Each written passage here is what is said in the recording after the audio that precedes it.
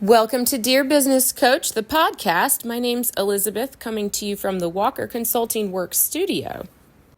Find one thing to move your business forward today.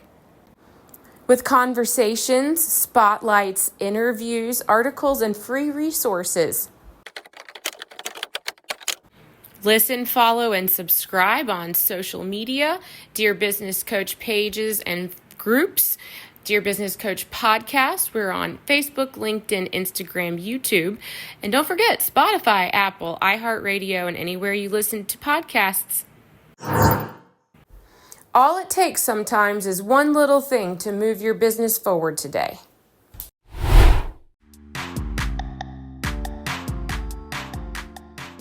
Okay, awesome. Francine, thank you for being here today and joining me. Welcome to the Dear Business Coach podcast. How are you doing today?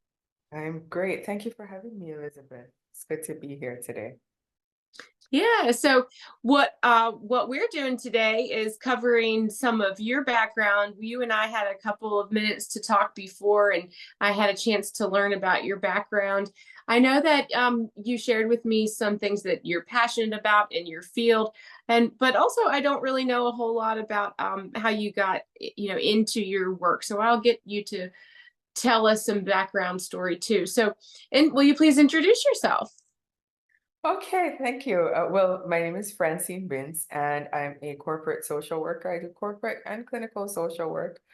My main focus in this recent time is on company organizational culture and how it affects employee well-being.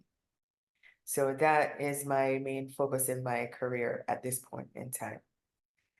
As to how I got started, um, my family background, they were all entrepreneurs, all entrepreneurs. My mother, a restaurateur, my father, he was a contractor and real estate developer.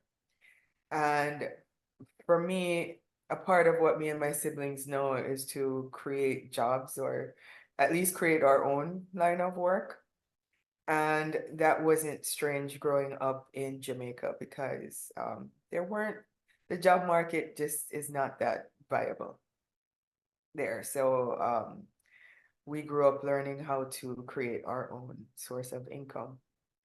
I initially wanted to go into the hospitality business, but I quickly changed that. I realized I was not cut out for that at all. Okay. I wasn't cut out for that line. And I decided to study psychology. Um, so my undergrad, I focused on psychology, graduated with my degree in psychology, my bachelor's. And I started working with patients, as mental health patients. I did my own support group for people with mental health diagnoses that were currently on treatment but not in facility. So they were on treatment and at home. And I did that for a few years. And then I did social work, which got me into social work. That focus was on victims of sexual abuse. I didn't work in a specific facility. What we did as a group of social workers, we created programs designed to help those working in the facilities and also tailored to the children that were in the facilities, how to handle them better because there were many issues that were going on there. Then I went into and I started my own franchise with another company. And so I was doing both. I was doing social work and running my own franchise at the time. Um, what I didn't realize with a franchise is it felt like I was an employee because Okay. with a franchise, you are selling somebody else's product. So pretty much you do not have any freedom to do anything to the product, to change the price, nothing like that. So it was hard to compete. It was pretty difficult to compete. And I was an underdog in the industry. My location was pretty bad. Uh, Mm. at first, they turned it down because they said it would never work there. And then they said, okay, we need the numbers. So they put my location. Pretty much why it was so bad, all locations were situated exactly like on the road, so passersby would see it in their face. That's how they like to position their franchises. But mine was off the road, so you had to drive off the road. I was pretty much in a parking lot, a Mm-hmm. kiosk in a parking lot, and you had to pass in any direction that you were coming from, you had to pass at least two other franchises that were doing the exact same thing. So it was pretty hard to compete. And that's when I started to focus on my employee well-being. Mm-hmm. And how I did that, because that was the only thing that I could do pretty much to compete. I couldn't change the price. I didn't have the freedom to do anything like that or add anything to the product. Didn't have that freedom. But the only thing I could do was, Simon Sinek said, for the customers to love the company, the employees have to love it first. So I decided to give them a flexible work schedule. So that flexibility in time led them to give excellent customer service. And I became the top retailer in my region for the last 5 years when I was in that franchise. Wow, Francine. Well, that's kind of crazy. So I didn't know this part of your story and experience, I should say. It's really um, fascinating that you say that your background from your parents is really about creating your own. I guess I would, for lack of a better word, use the word hustle, right? Figure out how to support yourself. So it's not surprising to me that when you became an employer, you brought your love of psychology together with an entrepreneurial challenge, right? Is what are my resources? And it's your ability, Francine, to work with people and your love for psychology. And sounds like in a business world, that naturally turns into, okay, well, how do I make this a place where people want to be? And so, like you just said, a successful business, the employees have to love it first. I don't think that's I don't think that that's hard for someone to wrap their head around, but to implement that and to bring those two schools of thoughts into practice, actually into a physical building with physical employees as one business owner and one leader as yourself, to implement that is actually really hard. So I don't know how you even got started with that. How did you put a plan together that was going to make sense for you to bring this idea or structure this to your employees? Did you have help, or did you just show up to work one day and have a meeting and say, guys, we're going to do something new? What happened? Um, what happened was it was hard because I was struggling. My location was struggling.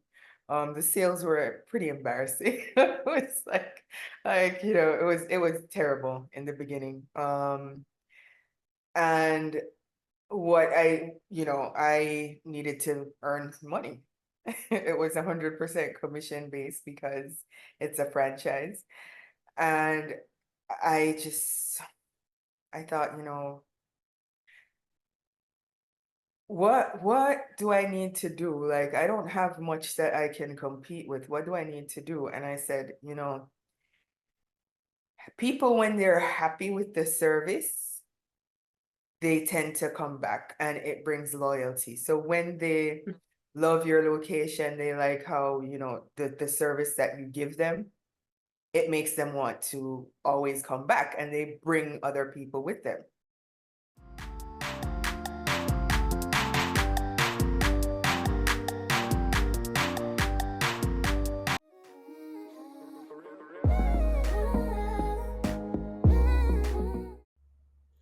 Are you a LinkedIn user? If you are, you can join me for LinkedIn Live Audio with Elizabeth every week, usually on Mondays at 8:30 a.m. Eastern Time. I will have a LinkedIn Live audio where we talk about podcasting for executives who speak and podcasting for team leaders who speak. These are the themes that are currently running. If that sounds like something you're interested, visit me, Elizabeth Walker at Work, on my LinkedIn profile. The other thing I know, Mhm. um, when your employee is frustrated, it's impossible for them to give good customer service, right? Because we're human, and that's going to translate to how you're dealing with other humans because you're so frustrated, it's going to show. And for me, freedom of time is extremely important. It's extremely important for me to be able to not only work, but have a life. And I said, how could I give this to the people who work for me? Because when I was doing my social work, we were always in different locations, and we were always trying to find different places that we could hang out, just to unwind, because it's really heavy emotional work. Sexual abuse, it's very heavy emotional work. So we always tried to, before going, look for places that we could go afterward to just release that tension. And so I decided, okay, I will not have these people working um just because the standard in the industry was to work for like 7 a.m. to 8 p.m., 7 days for the week, and then having the week off doing that. But I Hmm. know I didn't want to do that. I didn't want to do that because, having to deal with customers one-on-one constantly for so many hours of the day, even though you have a week off, oh, come on. Right. Right? It's too much.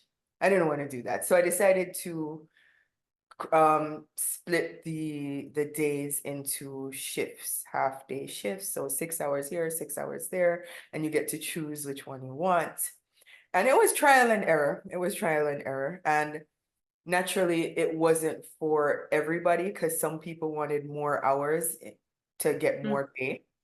Mm-hmm. So it wasn't for everybody, but those who wanted that flexibility, it was perfect for them. I had two people who started their own business and was running their own business and working at the same time because of the flexibility of schedule. And pretty much they saved so much money on babysitting because they could choose to work, like come to work when their kids have gone to school and they're off at the time their kids are coming off from school. So they got to pick them up from school. So no babysitting. You were at school and so no babysitting charges. And it worked because they were happy. They made the customers happy, and the customers started coming in, and we got the company called it a cult following. Oh, wow. We had a cult following of customers because of that. So it was trial and error. And I didn't know it was going to work. I really didn't know. But I was like, it doesn't hurt to try. It doesn't hurt to try. And yeah, it worked. It pretty much worked. And that was the number one thing that I did to increase sales. It increased by about more than 500%. It was crazy. Well, right. I mean, that's something that I wouldn't believe you, right? If you just said that if I could show you how to increase your sales by 500% in a year or something, that would be, I would think it's clickbait, right? If I saw an ad like that. So, Right? well, and one of my favorite reasons to go to a business coach or to a coaching class is to get uh, the folks that know what they're talking about to say things to you like, use the resources that you have in front of you, use the resources that are your advantage, use your time to do the thing that you're interested in doing, or that is something that you can bring to the table, that's your passion.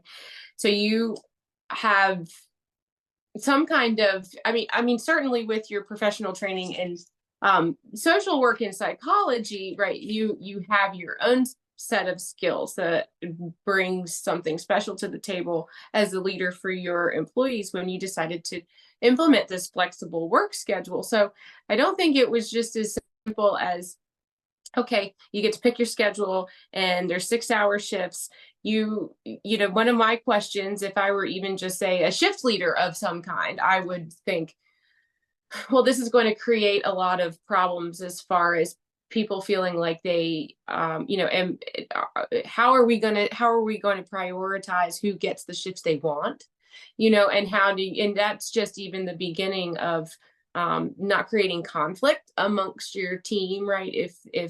If you feel like you said somebody's getting the advantage to not have to pay a babysitter and things like that, that make the flexible work schedule the reason why it's appealing. Do you think that you were able to work around those things? Are those rational fears to have if you're to implement a flexible work schedule? You know what? Absolutely. Those were fears I had also. And it was, like I said, trial and error. But for me, we had a few staff that went through that process. They naturally just started communicating with each other.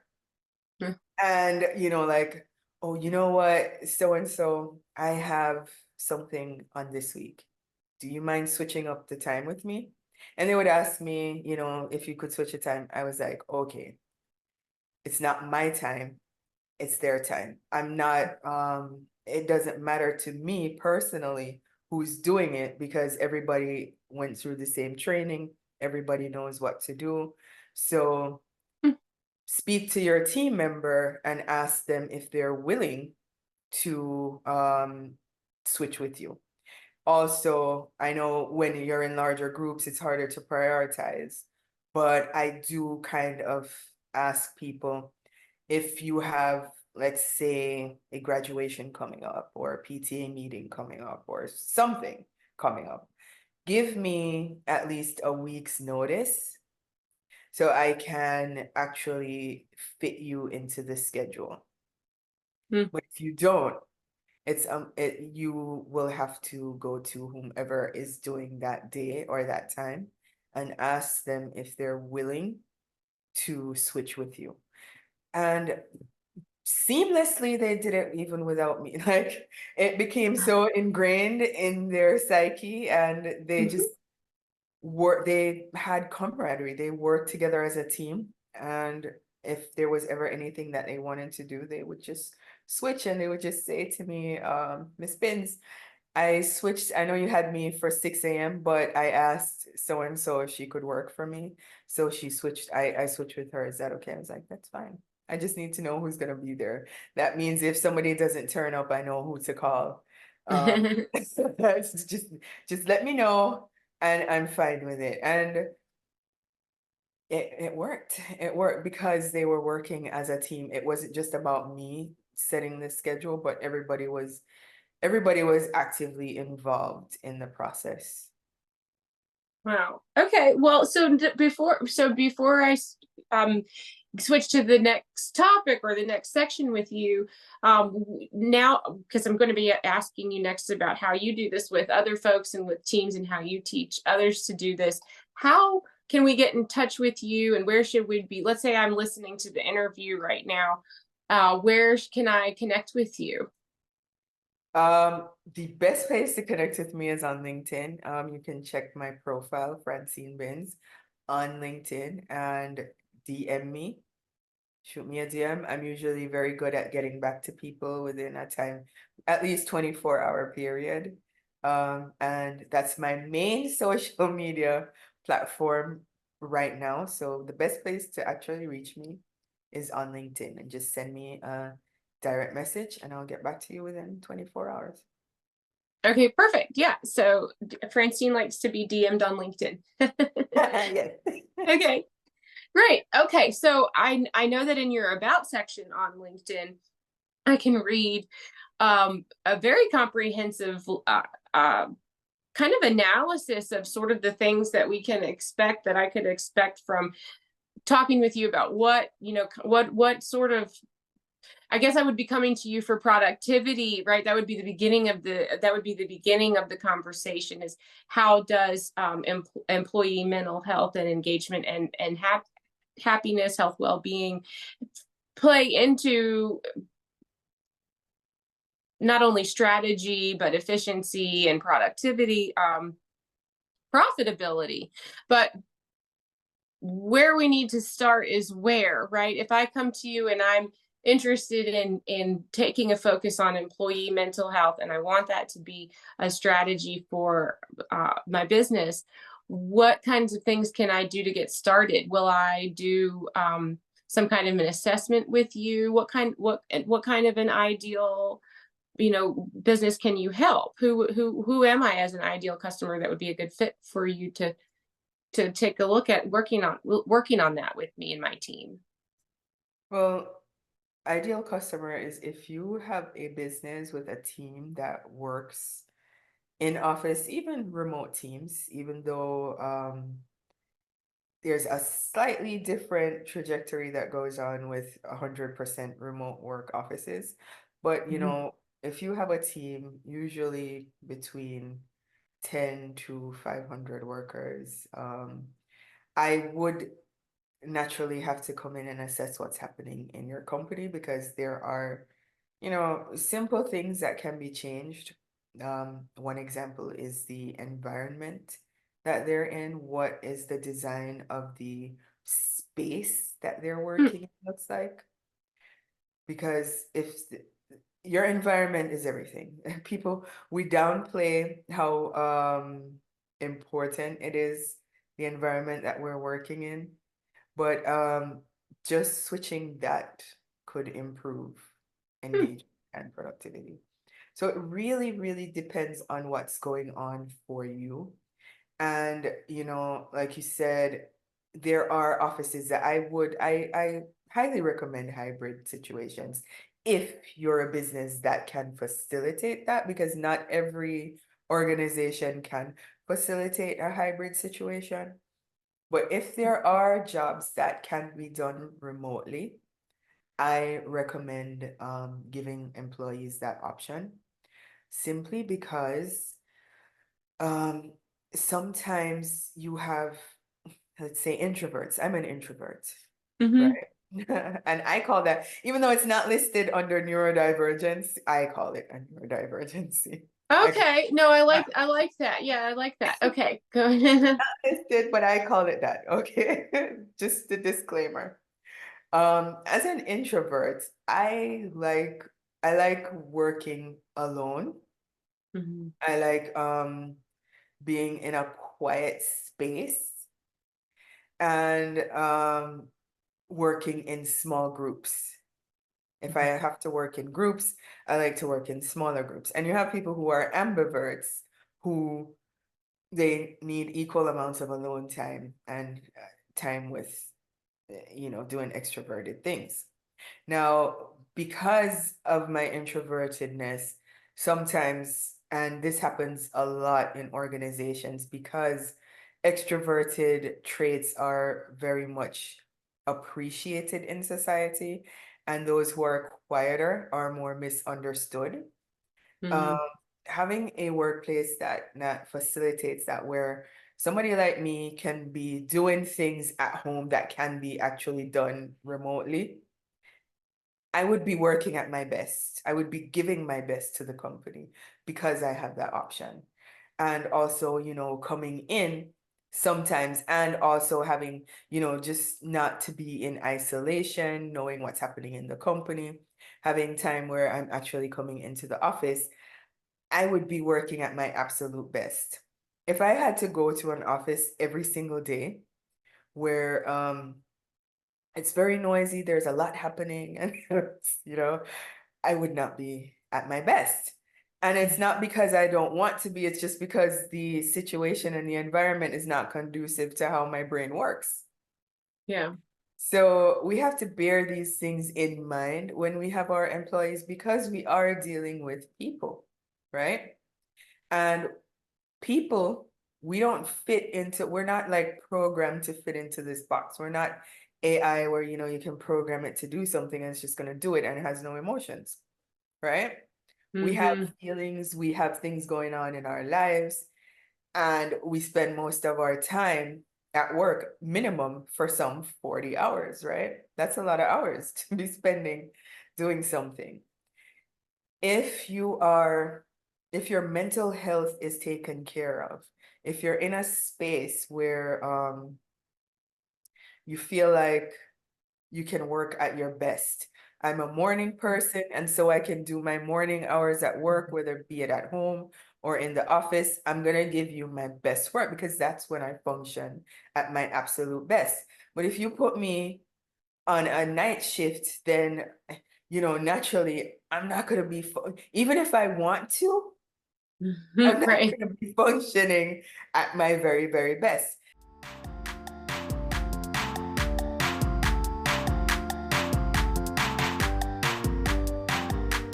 And it's my personal belief, and studies have also shown this, that, you know, when you allow people to do what they do best, then it's natural that productivity is going to increase. It's just natural that productivity is going to increase. When people are in an environment where they feel appreciated, where they feel taken care of, it's not this just like the office space doesn't look just clinical and shabby and you don't feel good sitting in there. Come on, you're not gonna be, even if you want to, Even you're if you not gonna be want to. functioning. Hmm. You're not going to be functioning at your absolute best. So if we can create an environment that people want to be in, it's natural that you're going to attract the best talent. That's sure. You're going to retain that talent, and you're going to have an environment that stimulates creativity, innovation, and productivity. Yeah, and so is it does it take a lot of time, right? If I'm used to, or if myself and my team are used to a traditional 40-hour work week, um well, actually, having said that, and Francine Binns comes to my location or my office and wants to talk to me about creating an environment for employee mental well-being and mental health. Is that what I am telling my employees you're here for? How when Francine comes to my team and we talk about implementing some new strategy, what am I telling my team we're doing, and what does this look like as a process for them and watching me work with you? Um, when I go in, I like to work with everybody because everybody is involved. And so what I like to tell people is that I'm here to create an environment that's conducive to everybody's best interest. And so it's not just about what the leaders want, but it's also about the people within the organization and what they want. And sometimes you find that those who are already there, it's not the right environment for them. Mm-hmm. Not because they can't do the work, but you need the money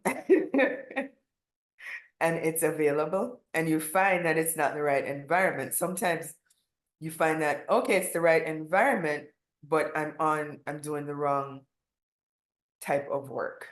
I'm Hmm. Probably I'm here and I'm doing customer service, but my greatest skill is graphic design.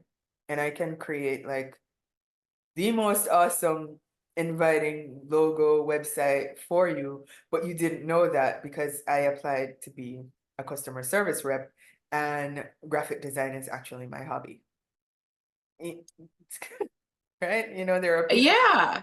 it's actually, there are things that we do that we take for granted that we're actually, like effortlessly do them and we take them Mm-hmm. for granted. And we apply because it's available. Yeah. I did my certificate or my degree in that.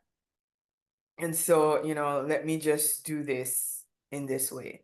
But when you get to know your team, and I like to put people in smaller teams within the company. And that way you get to know that their skill sets and they're working with other people and you know how to, you know, it's the managers are better able to see what each individual can do because they're Mm-hmm. in smaller groups and they're working together and you have that camaraderie and just like I said, like even though my employees were working on different shifts, they had minimal time together, like 20 minutes they would be together during the day. Yeah. And they were able to work with each other in this way where, they were able to seamlessly work through their scheduling times with each other. And they only Right. spent 30 minutes, maybe the most an hour together each day. Yeah. So it's about working with everybody and seeing if everybody is in the best place for them. It takes assessments, um, it takes time. And of course, change is a process. It's not gonna be like this overnight. Ooh, magic wand when you come in and things. It's a process. Um, and I work through the process. And it really is an individual thing because each company, it doesn't matter if you're all using the same tools and you're all in the same game, your system is different. And that's what makes you competitive, your culture, your system, and how you utilize those tools. So I work with you to see what kind of team you have, what kind of organization you have. And it's not, I'm not afraid to say, well, probably what you, what I have is not what you need. And I only know that Mm. after I come in and assess that because I don't want to work with you and that's not what you need. You know. Right. Well, that's an excellent point, right? If you guys, if you and the team leader or business owner, if we can make sure that we're a right fit together from the beginning, that's I'm not sure that everybody does that. Yeah. That's important. That's important for me. That's important. Right. Well, Uh, that's very generous of you, as well as a professional to be able to let start with the assessment. Well, now let me make sure that I probably am probably taking up too much time here, so let me make sure I'm doing a good job. So what I want to make sure that we do is say again that folks can find you and start a conversation on your LinkedIn profile. It's Francine Binns, and that is FrancineBinns, right? that's correct. You're right. Okay, awesome. And so in the LinkedIn profile and in your about section, there's a lot of detail there that's gives me an overview, a lot of very similar to what we're talking here about your background in social work, your passion for in implementing the right, as you say, the right fit and doing this as a process. And there are some impressive stats there as well, as you mentioned before, like what happens when you actually think about the employee's happiness and well-being. And if if if I could ask you to leave us with maybe one or two things about, I don't really have all of your bringing in all of the examples and all of the experience that you have as a social worker. I think I have so many questions, especially if you have a background in helping facilitators and children. So you definitely have this very deep human component to your understanding of how people um, process difficulties in their life, I guess. And those things don't just they're not separated in a box away from work, right? So I would think that maybe one of the things that I would think about when reaching out to you, knowing that about your background, not just Francine, the employee engagement uh, right consultant, but you have a very personal touch probably to why a team or a business owner would find this kind of engagement, would find this kind of approach or strategy important. So is there something that you would like to say to folks, when they are reaching out to you? Encourage me, to share something about myself as a team or a business owner when I reach out to you that would help me give you some ideas to why I'm reaching out to Francine Binns, right? Is it worth my time to say, well, I as a team owner, I'm really passionate about my employees. We have families and children and take care of our parents and our neighbors and things like that. Are those important things to share with you about what our business goals are, about how we're assisting our employees? Yes, those are important things to share with me. And if you notice that there are employees showing signs of burnout within the organization, because I like to tackle burnout from the systemic level as opposed to the individual level, because sometimes individuals are burnt out not because of things that are within their control, but are things that are outside of their control. Mm, And if you find that productivity among your employees and engagement is a problem, then reach out to me if you find that you're having more people checking out for burnout, absenteeism, things like that. Those are good things to reach out to me about. But it's not just about that. If you already have a good team and you want a better team, you want to create an environment that stimulates more innovation, you want to have more interesting meetings, because mm, meetings are like meetings, a lot of people are like, oh, not another one, right? And right. some people feel like the meetings are just long and they just say a lot, but nothing really happens after the meeting. Now, if you want to Yeah. have more effective meetings, reach out to me as well, because I can. If meetings is all you want to look at in your organization, then you can reach out to me, because um there are many ways to have meetings that don't take up too much time and actually have employee engagement, not just doing Mm, it in the old way, but even including the ones that are introverted and don't necessarily speak up within your organization, because you're missing out if you have those people and they're just sitting there quietly. You are missing out on all the things that they have to say that could be a game changer within your organization. So if you just want to have better meetings, reach out to me. If you just want that engagement, or you just want to do something to 2x your business and you want to try something different, reach out to me. I love it. Well, that's fantastic advice. And I'm so glad that you said that. Thank you so much for being here today, Francine. And DM Francine Binns on LinkedIn. Thank you, Elizabeth. It was great. Thank you for having me.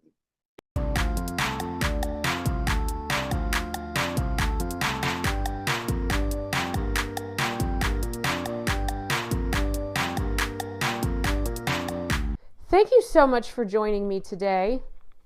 My name's Elizabeth, coming to you from the Walker Consulting Work Studio in Floyd, Virginia. This has been an episode of Dear Business Coach.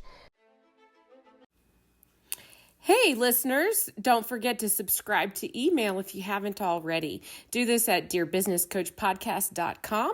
And if you are a new subscriber, look for the magazine coming up. You can get a free download as a new subscriber. That's dearbusinesscoachpodcast.com. Thanks so much, and I hope you're having a fantastic day. Remember, you are a superstar.